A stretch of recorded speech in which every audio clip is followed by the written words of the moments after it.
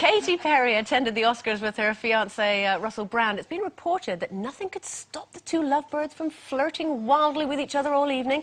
A source at the Do claims that they caught Katy sending Russell a saucy text message during the awards ceremony, saying she couldn't wait for him to undress her later, even. It allegedly said, "I want to break out of this amazing dress. Help!"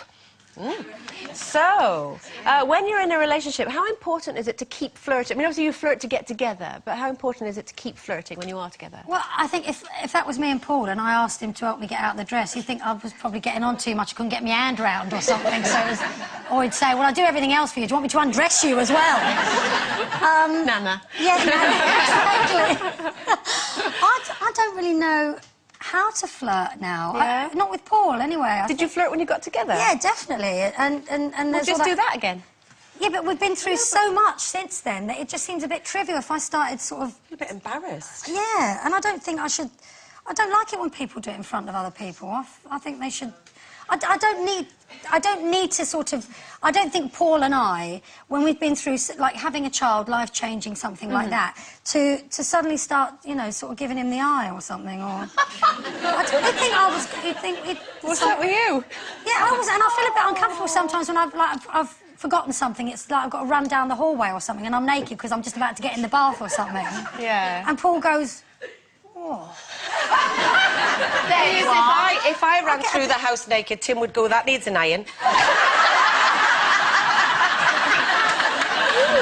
So do you flirt with each other then, you two? Well, I can't bear it when they do that seeing you naked thing, because I then just quickly hurry up to put some clothes on because I think, oh, please don't want jiggy jigs, you know what I mean, when I want to watch the television. So like that and pretend to be asleep. But no, I mean, I think Tim's the same. If I started flirting across the table, you'd go, "I've got something in your eye." Do you know what I mean? In fact, when we were at Carol's 50th party in Bangkok, where Sherry and I were, it was the night of her party, which was fabulous, as we've said.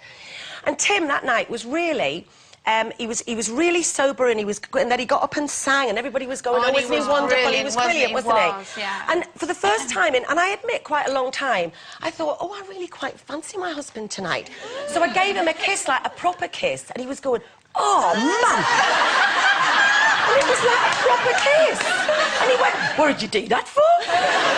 And it was only because I like giving him a proper kiss. It was no good. I can't even flirt with him if I try. I think you get beyond it. I think flirting is really quite nice, because when I was with my ex and we happier times, we did actually flirt. We'd actually, you know, like if I went to say with a friend and I'd say, "Meet me tomorrow in London and we'll go for dinner." And it's like me, you know, having a date or something. And you have to, but you know what? You have to like somebody a lot to do that, because you have to work really hard at it. It takes a long time to do it, and all the setting up and where. So you have to care about somebody to flirt. And I think you need to not know them.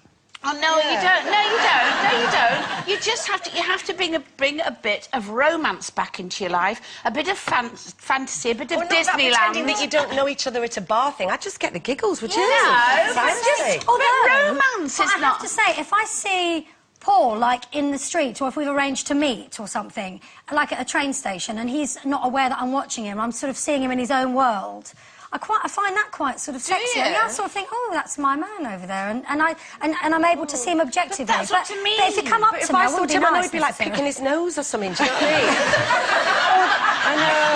I love it because he's in Spain, so I can say it because he's not watching. Or if somebody doesn't know that they're being watched, they can look a little bit gormless, and it's kind of, you know, that you know, looking through the shelves or something, you know, at the supermarket. Well, you know, whatever. I don't know. When you look and you expect them to be gormless, and they're not, and you go, "Oh, that's my man over there." I must admit, you can see, I've been a bit poorly the past couple of weeks. I've had a cold, and you know, and this sort of thing. And this morning was the first time I woke up, first time for ages that I felt like me, and as opposed to some kind of creature from the Black Lagoon, which is what I have been feeling like and possibly acting like. And I was in the no, I hear you cry. You've been great.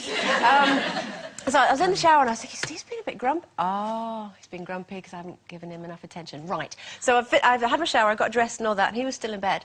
And I ran in and jumped on him and went, "Hi! I'm back! I feel well!" And that's a bit too much information, Andrew. That's not just flirting. That's at least that's doing jiggy jigs. No, there was no jiggy jiggy. I had morning breath. There was none of that. But I think, it kind of made me think maybe I will send him like a little text after the show to say, can't wait to see you later, or something like that, just to keep it all a bit sparky. But do you like watching other people flirt? You know, when you're out with them? No, that's not disgusting. stalking, No, not but you know stalking. when somebody's really in love, you know, and they've fallen in love and it's really new. Isn't it lovely to see it's like, that? get I away. think Exactly. it is, don't you? It's like being out with Carol and Mark. OK, mums everywhere have probably been dropping hints for weeks as this Sunday's Mother's Day. And for that reason, we'd like you to take part in a feature that we're doing called Mum's the Word. We'd love you to email in those words of wisdom that your mothers have imparted to you, which have had the most impact on your life. Remember last week when Pauline Prescott said that her mum once told her, Pauline, remember this, you're as good as everybody else and better than most. So whether it was a pearl of wisdom, a motherly warning, or perhaps some funny stories of how she persuaded you to do things her way, we want to hear from you. Send us your emails to loose.women@itv.com by Thursday, the 11th of March at 5 o'clock, and we'll read out your favourites this week. We'll read out our favourites. They could be your favourites, but we're only going to read out ours. Time